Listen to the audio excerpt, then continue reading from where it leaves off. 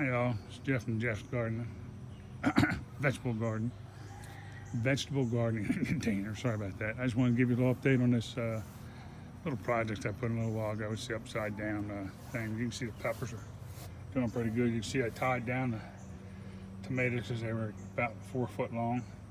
Start growing down the trellis now. The cucumbers are just getting to right here now, so where they're at right now, I got them just tied with one loose loop kind of back there with the vegetable tie stuff.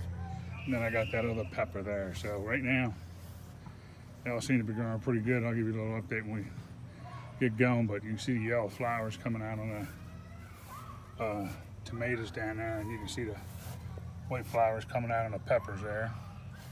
And the tendrils starting to come out on the cucumbers, and the little spots coming in here where they're starting to get ready to go. So I don't see any flowers on this pepper, but you can see it getting ready in there to start to seed. So another week or two, these ought to be doing something pretty good. So all right guys, just want to give you a little update on that, and I'll check back in with you in a week or so when a little other stuff goes on.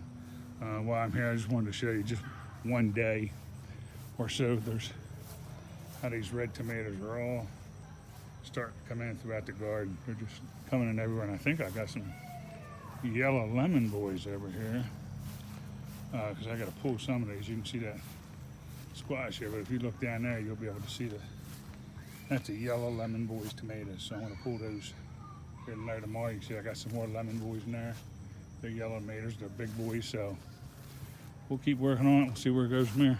All right guys, don't forget, go back to YouTube and like and subscribe to the channel. We'd appreciate it. And also we're out on Instagram, and I'm creating a Facebook page just for the gardening thing too. I'll let everybody know online when I get it all up and running. Thanks guys.